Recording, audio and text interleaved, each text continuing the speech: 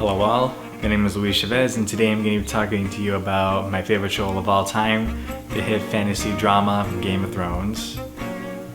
Set in the fictional world of Westeros, Game of Thrones focuses on people from different houses as they battle and outwit each other to sit upon the Iron Throne and rule over the Seven Kingdoms. And the show is based upon a series of fantasy novels written by George R. Martin, and both the show and the novels contained various elements that can intrigue people with different interests or similar interests, such as intense medieval combat, political intrigue, interesting and likable characters, and hateable characters that we all come to know and love and hate, which may or may not be a good thing depending on which character you like, because there is a 99% chance that they are going to die, but I'll leave that for you all to watch.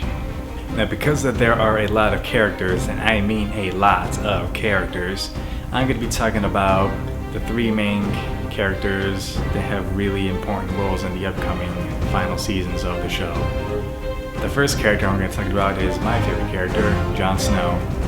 He grew up in the Stark household as the bastard son of the late Eddard Stark, and because Jon was always seen as unworthy to be living with the Starks, he decided to join the Night's Watch to have a better life for himself and give him more purpose to protect his family as well as the realm itself from wildlings and White Walkers that live on the other side of Westeros. Later on in the show, he eventually becomes the Knight Commander of the Night's Watch as well as the King of the North after reclaiming his family's home at the hands of a rival northern house. Now, the next main character I'm going to be talking about is Cersei Lannister. The newly dubbed Mad Queen, Cersei belongs to House Lannister, the richest house of all of Westeros.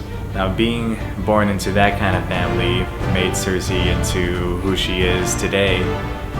A woman who will do anything she wants to get whatever she wants, such as blaming her younger brother to take the fall for the attempt to murder a rival house's son, threatening to start a war against another house just so she can have her daughter stay with her, as well as successfully plotting a murder against her own husband. She even went as far as to kill her own daughter-in-law, as well as countless others, by setting them ablaze with wildfire. Based upon those actions, you can tell that Cersei is pretty fucked, and you do not want to mess with her. The next main character I'm going to be talking about is Daenerys Targaryen. She is the last of her house after her entire family was slaughtered under the orders of former king Robert Baratheon. But as time passed by, she realized that she should be the one true queen and reclaim her birthright and sit upon the Iron Throne and continue her family's legacy, which she has done so and put the Targaryen name in good faith by freeing slaves and making various lands free from vicious rulers. And she also has 3 very large dragons, so yeah, I wouldn't want to cross her either.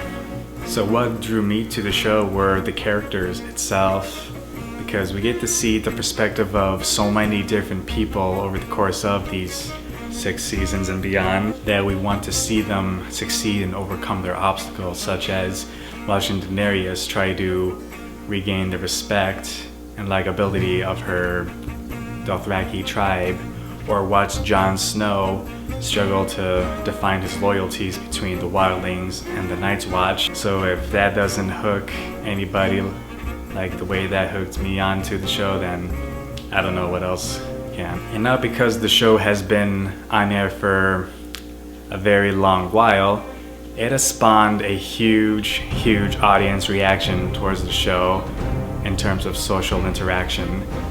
Because, spoiler alert, during the season 5 finale, we get to see Jon Snow get cornered by his fellow Night's Watch brethren and murdered in stone cold blood.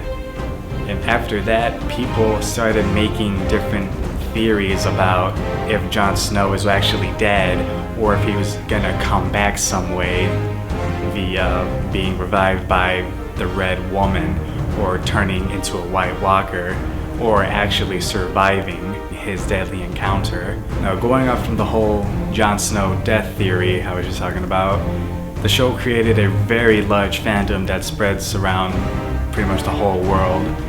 And with that fandom created textual productivity that fans were able to create because of that show, such as fan fiction, stories that you can read online, as well as comic books, video games, board games, t-shirts, figurines, pretty much whatever you can imagine.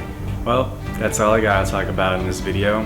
Thank you guys for taking the time to watching this and me talk about my favorite show of all time. And I hope you all have a good rest of the semester and a great summer.